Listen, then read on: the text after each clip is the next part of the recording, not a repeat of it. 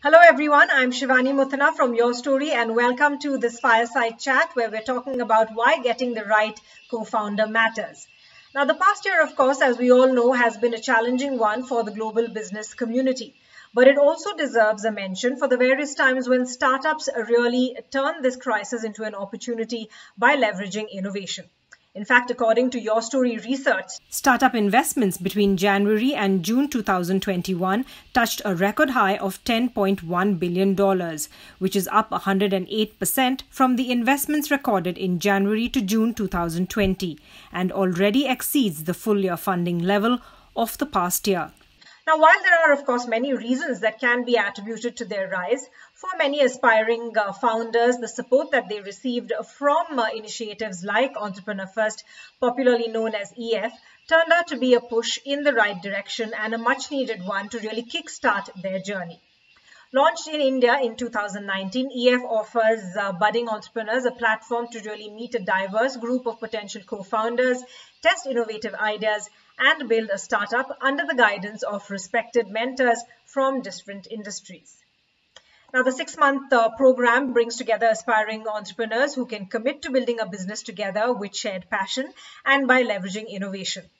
Entrepreneur First also makes a pre-seed investment in chosen startups and helps them build their business and raise the next round of funding. So much needed support and assistance in uncertain times as well for aspiring entrepreneurs.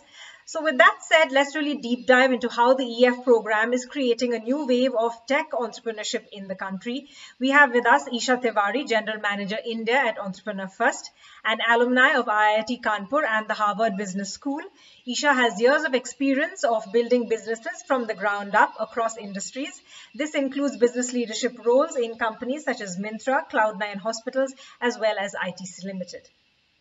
So thank you so much, Isha, for your time. And of course, I'm sure what you have to say will be inspiring and very motivating for a lot of aspiring entrepreneurs.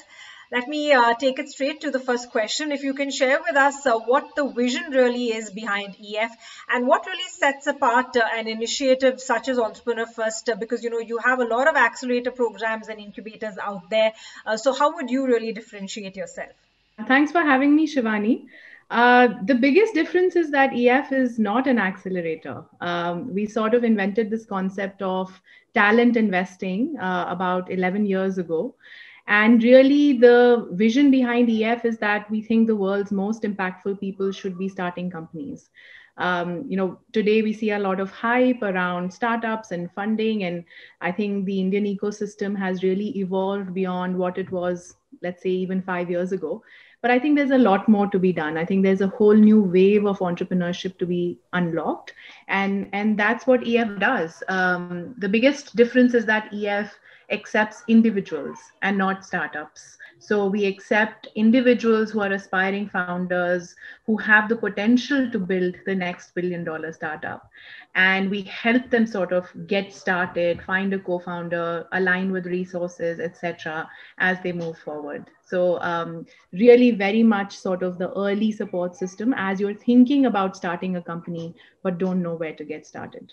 Great differentiating factor there, as you pointed, Isha. There are lots of accelerator programs out there, and you really focus on investing in talent and looking for talent, so to speak, in this entire ecosystem that we are working with. So, going forward in terms of what really is your proprietary framework, from what we know, it's called EDGE. The team really chooses to focus more on individuals' talent, as you mentioned. So, give us more, insight into what EDGE is all about. Absolutely.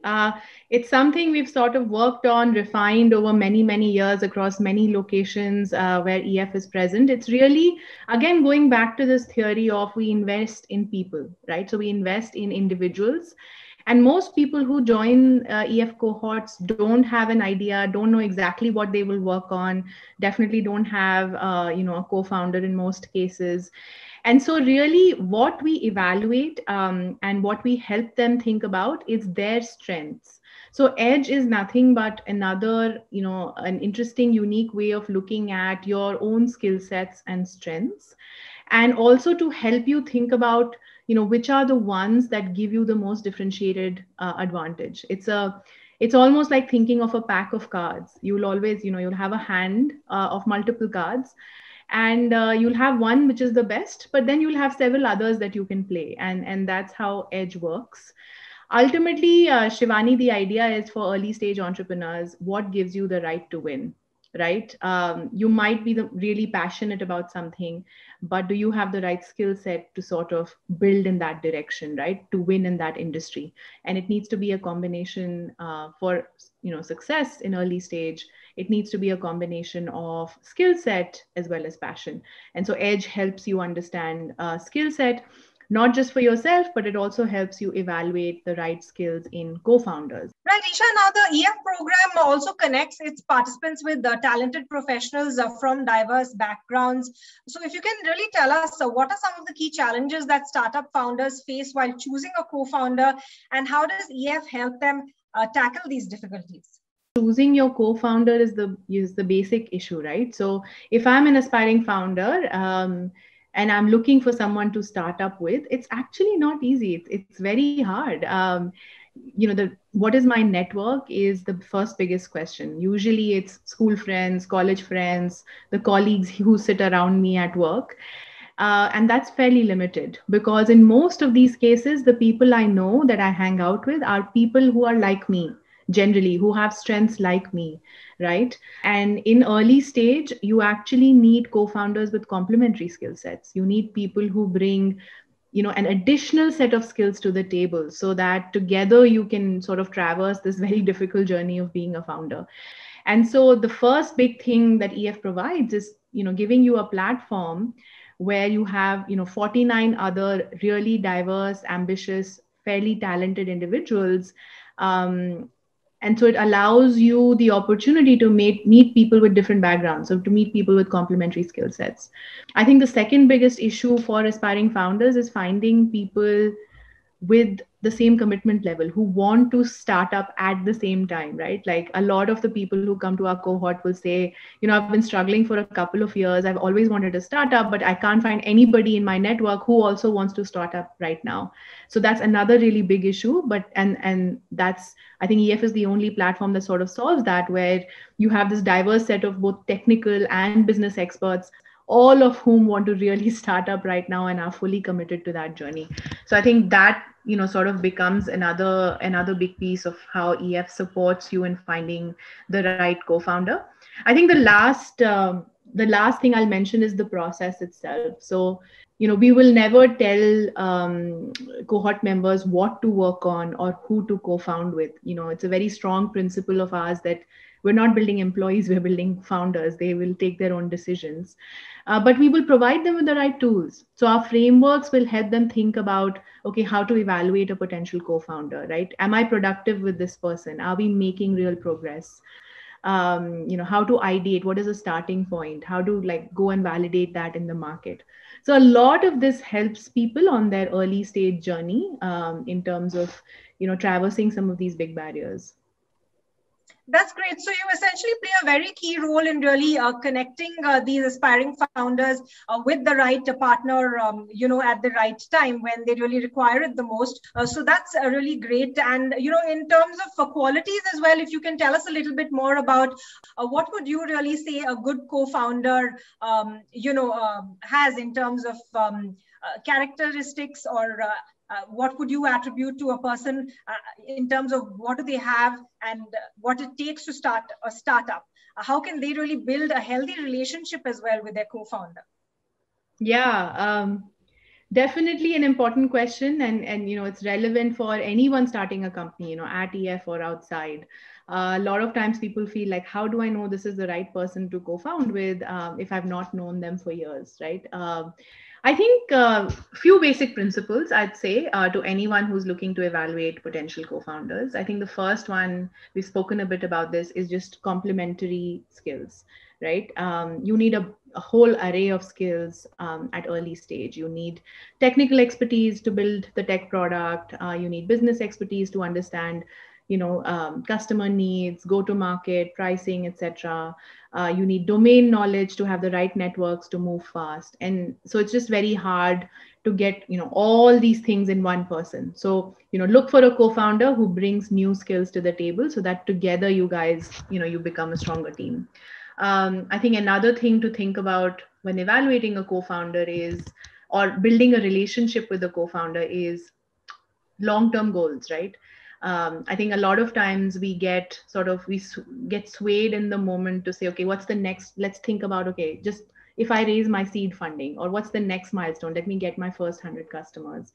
But actually, it's a long journey. And you want to make sure you're aligned on long-term goals.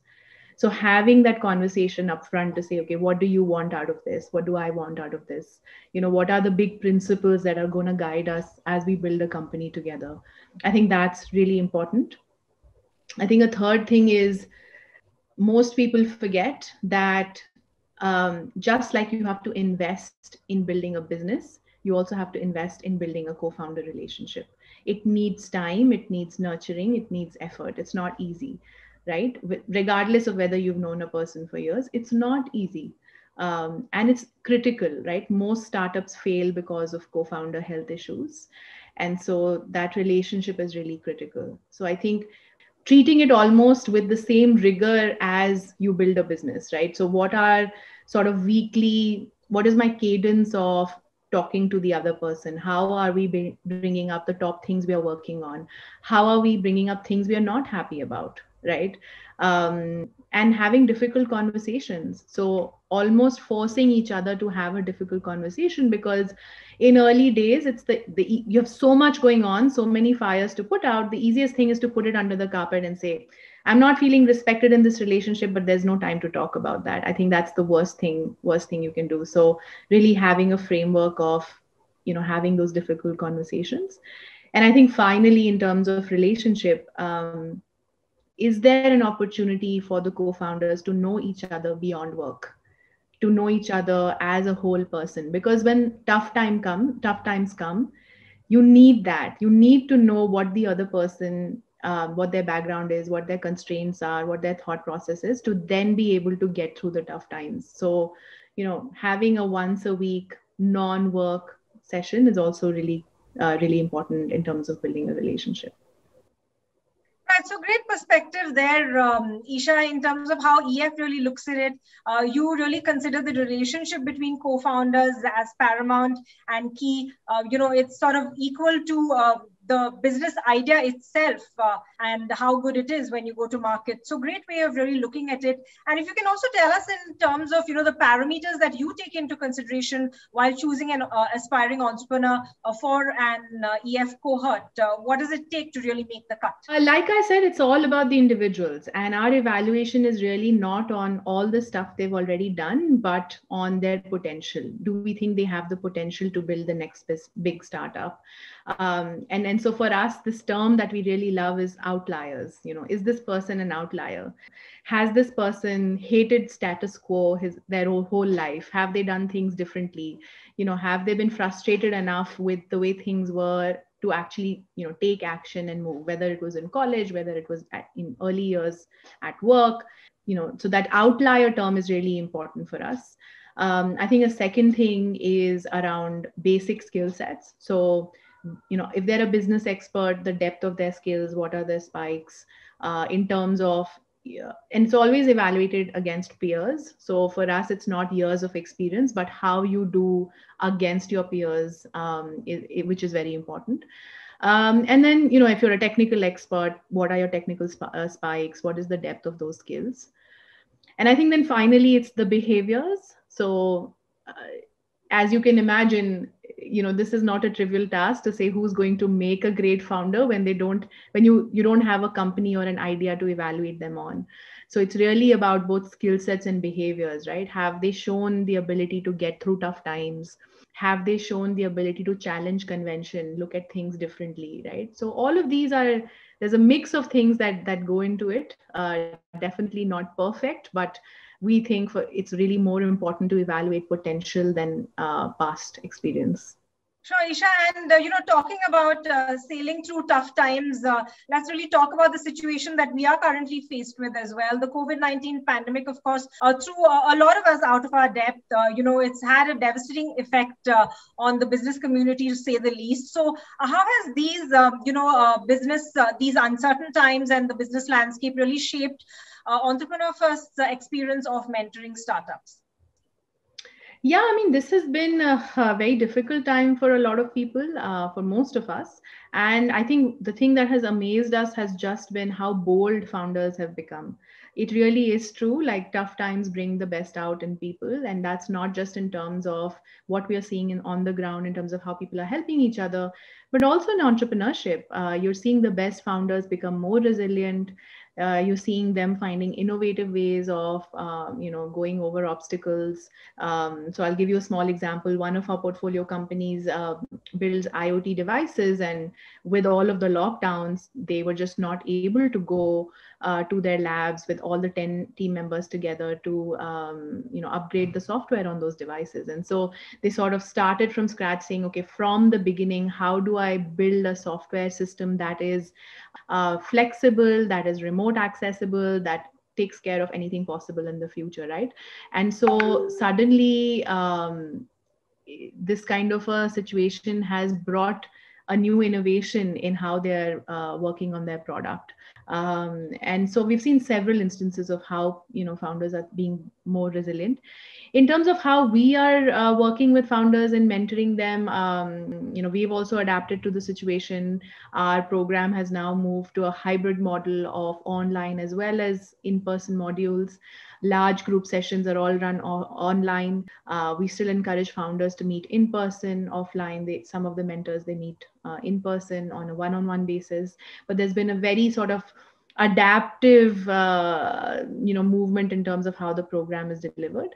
I think one very interesting upside has just been access to, global resources. Suddenly now, because everything is online, we're able to access the best of global mentors from our network, and our founders in India are able to access them. We are able to also bring in some of the top influencers and global entrepreneurs to talk to our cohort members. So a lot of that has happened, which has been a great experience for cohort members. Sure. And, staying with the pandemic and all the cohorts that you have really launched during the course of the last year as well, I think about 3 cohorts, if I'm not wrong, funding 21 startups during that period. So according to you, how have startup founders really, strategized going forward, and how are they really viewing all of this? How has problem solving changed due to the pandemic?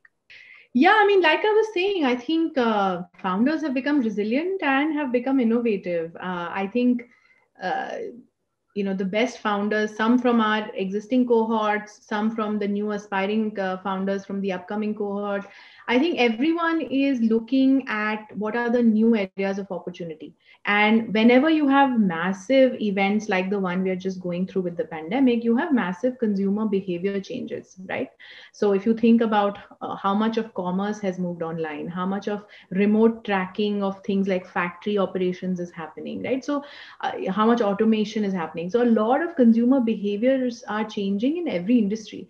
And I think the best founders are taking advantage of that. So I think that's been a massive change. Another big one is around founders building in flexibility, like the example I just gave earlier, right? Where everyone's building in flexibility into the product, which is allowing them to build better products, more, more versatile products. And finally, also in terms of consumer acquisition, I think a lot of the old ways of customer acquisition are now just dead. That's not possible, right? If you think about B2B meetings, B2B customer acquisition, going and doing in-person meetings and sitting with your client and like being at the factory day in and day out is just not possible with all the lockdowns. And so people are getting very innovative around how they access customers, what new distribution channels they use, etc. So we're seeing definitely a lot of changes in how founders are reacting to this situation. Of course, you need to be agile and innovate yourself and the road ahead to recovery. So thanks for those pointers as well in terms of how founders are strategizing going forward, even in terms of getting innovative when it comes to problem solving. If you can also shed some light on any of the key trends that you are really seeing, within the startup ecosystem, and what really will rule going into the future. Don't know about ruling, but I think digital democracy is here to stay. I think the adoption of digital as an arena for commerce, for automation, for data transfer, I mean, that's just sort of blown up, and that has created just unparalleled access, which means that markets have become massive, and so the definition of a large market, I think, has changed forever. We don't talk about a $1 billion market anymore. We talk about $100 billion or $1 trillion market. And this is also something I was reading in an article by Harvard Business School professor Jeffrey Busgang, which is that the concept of early adopters might actually change going forward because markets are so massive. Access has become so democratized that you actually have a much larger pool of customers to choose from in the beginning. I think the second big thing we'll see quite a lot of is just, AI is not novelty anymore. And we are seeing that it's almost become omnipresent, and how you use intelligent technologies like AI is really going to determine sort of the next big businesses. Finally, I think just access to geographies because of the pandemic, because of everything going digital. You have, as a business owner, you have access to global markets, global customers, and global talent. It really doesn't matter where people are sitting because everything's online. So that's really also changing what's happening in the ecosystem today. Sure, Isha, and to really sum it all up, if you can give us a sense of what would you advise budding entrepreneurs who are looking to enter the startup ecosystem in such uncertain times. The saying, of course, goes that there is never a right time to start up. If you have it in you, and if you really have that aspiration, any time could be a good time. But what advice would you give for these uncertain times? Yeah, I think, I firmly believe in, what you said at the end there. I think the right time is now, always. I think that's always the answer when the bug has bitten you. But I think specifically around these times, it is difficult. There's no doubt. It is, a lot of people have uncertain personal situations. You're not sure about, you're worried more about job security more than ever. I think that's where platforms like EF come in because, there's a stipend we provide aspiring entrepreneurs to help give them that financial security. There's access to mentors, there's access to funding. So I think all of those things are really important, especially in times like this. But I think ultimately it's about entrepreneurs to think about what are the areas of opportunity. And, like I said, when you have massive consumer behavior changes like what the pandemic has brought on, it brings massive opportunity. And ultimately, if you want to be the first mover to capitalize on those opportunities, then the right time is truly now.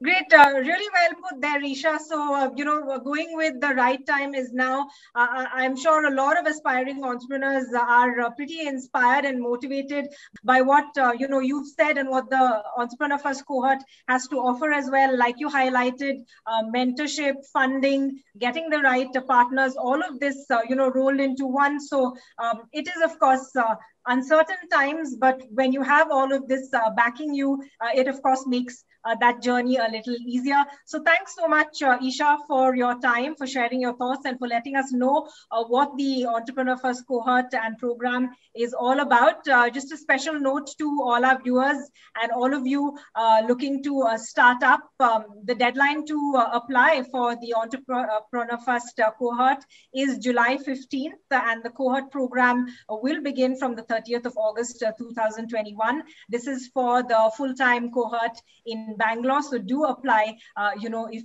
you have that bug that's bitten you, as Isha put it. Thank you so much, Isha, once again. Stay safe and stay healthy.